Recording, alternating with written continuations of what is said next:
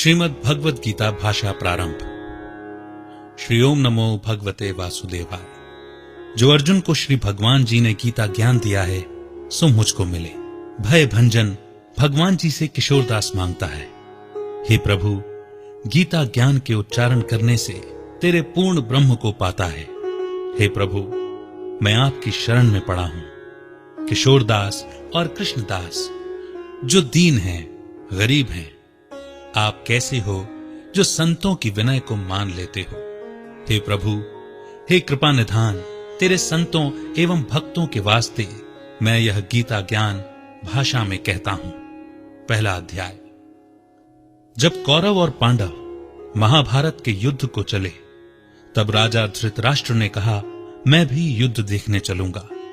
तब श्री वेद व्यास जी बोले, हे राजन, नेत्रों के बिना कैसे देखोगे। राजा धृतराष्ट्र ने कहा, हे प्रभु जी, देखूंगा नहीं तो श्रवण करूंगा। तब व्यास जी बोले, हे राजन, तेरा सारथी संजय जो कुछ महाभारत के युद्ध की लीला कुरुक्षेत्र में होगी सो तुझे यहां बैठे ही श्रवण कराएगा।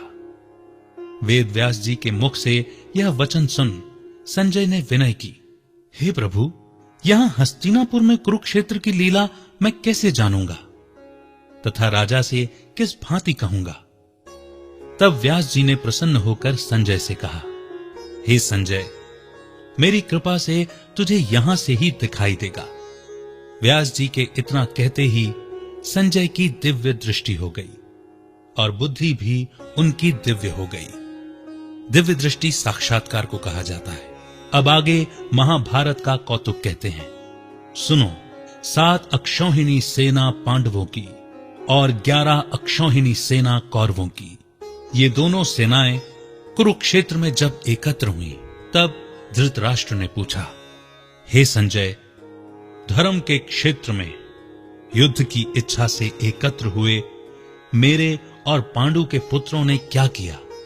संजय ने कहा, पांडवों की सेना को व्यूहित देखकर दुर्योधन द्रोणाचार्य के समीप जाकर कहने लगे, हे आचार्य, देखिए, आपके शिष्य बुद्धिमान द्रुपद पुत्र ने पांडवों की बड़ी सेना की कैसी व्यूह रचना की है। इस सेना में अर्जुन, भीम, बड़े बड़े धनुर्धारी वीर, युगधान, विराट, महारथी, द्रुपद, धृतराष्ट्र, चेकितान, बलवान, पुरुजित, कुंती भोज, नरों में श्रेष्ठ शैव्य, पराक्रमी युधामन्यु, बलवान उत्तमौजा, अभिमन्यु व द्रौपदी के 5 पुत्र सबके सब महारथी हैं। हे ब्राह्मण श्रेष्ठ, आपके स्मरणार्थ अब मैं सेना के प्रधान सेनापतियों के नाम वर्णन करता हूं। आप भीष्म, कर्ण, युद्ध विजयी कृपाचार्य, अश्वत्थामा, विकर्ण, सोमदत्त का पुत्र भूरिश्रवा और बहुत से शूरवीर मेरे लिए प्राण तक देने को तैयार हैं।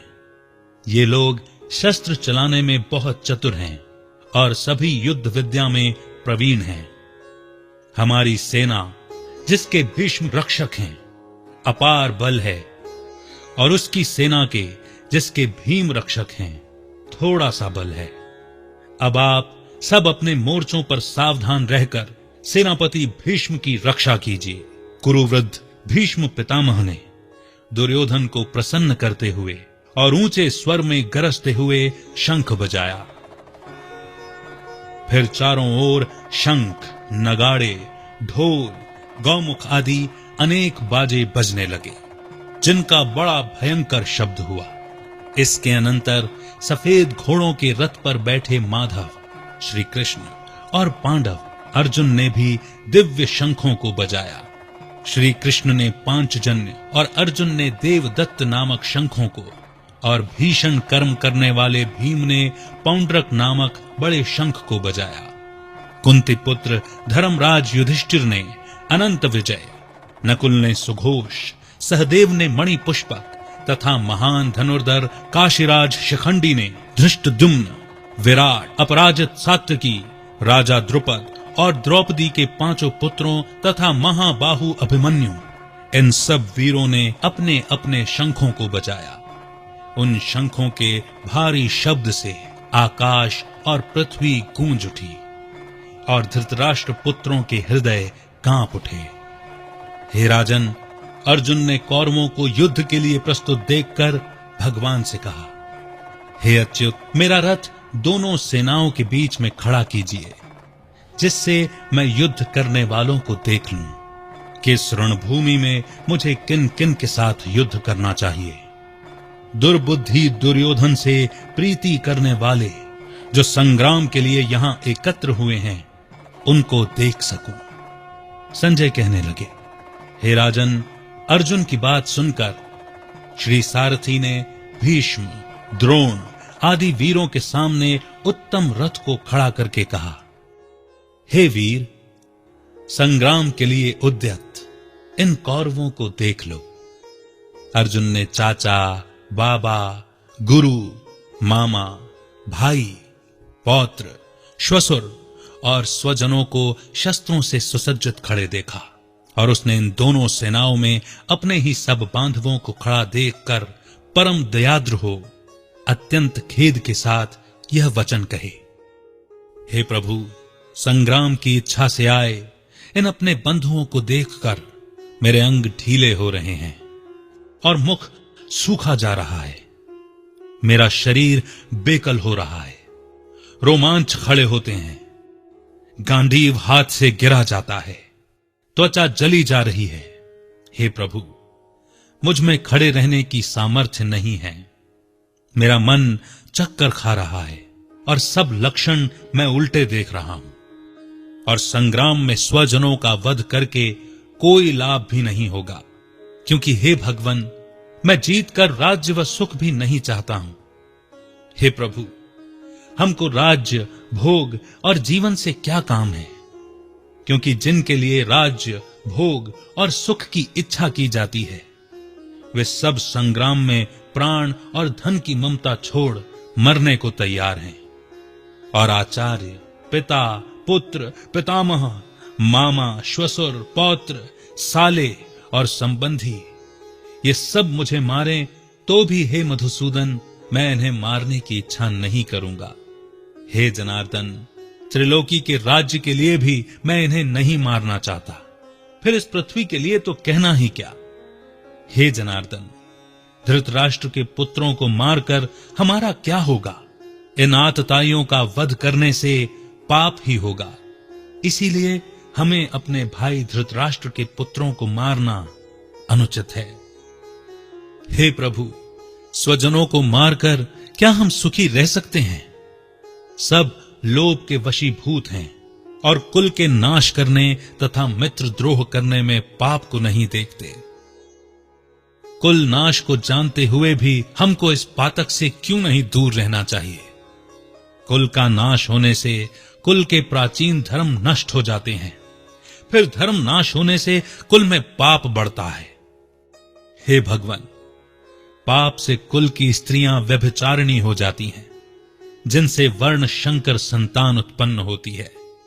वह वर्ण शंकर जिन पुरुषों ने कुल को नष्ट किया है, उनको तथा उस कुल को नरक में पहुंचाते हैं, क्योंकि श्राद्ध, तर्पण आदि बंद हो जाते हैं। वर्ण शंकर बनाने वाले दोषों से कुल ध्वंसकों के जाति धर्म और कुल धर्म निरंतर नाश हो जाते हैं। हे जनार्दन, मैंने बराबर सुना है कि कुल धर्म नष्ट होने से निश्चय नरक वास करना होता है। हाय, हम बड़ा पातक करने को तैयार हैं, जो राज्य सुख के लाभ से अपने स्वजनों को ही मारने की कोशिश कर रहे हैं। मुझे शस्त्र रहित एवं उपायहीन को रणभूमि में बांधकर डाल दें तो मेरा बहुत कल्याण हो। संजय ने कहा, हे राजन, ये कहकर अत्यंत दुखित होकर अर्जुन ने उसी समय धनुष बाण फेंक दिया और रथ के पिछले भाग में जा बैठा। और यहां पहला अध्याय समाप्त होता है।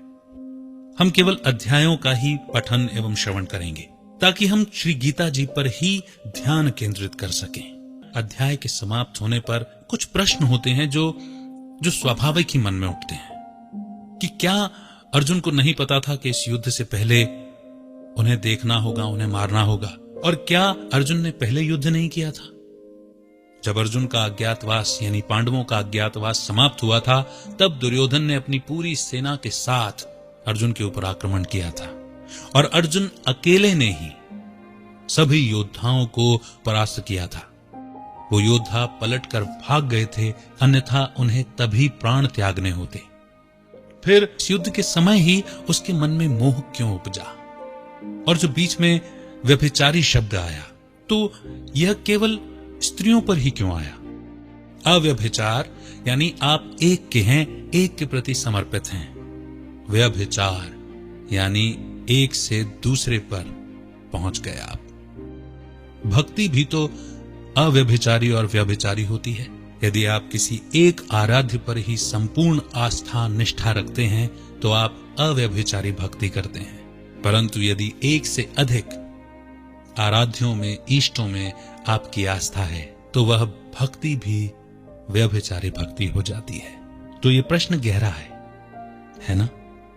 प्रश्न पूछेंगे, मनन चिंतन करेंगे तो शायद हमें उत्तर भी मिले। श्री गीता जी के अगले अध्याय के साथ मैं बहुत जल्द आपके समक्ष उपस्थित होऊंगा। तब तक के लिए मनन कीजिए, चिंतन कीजिए। गाय जिस तरह जुगाली करती है, श्री गीता जी के इन वचनों की बुद्धि में जुगाली कीजिए।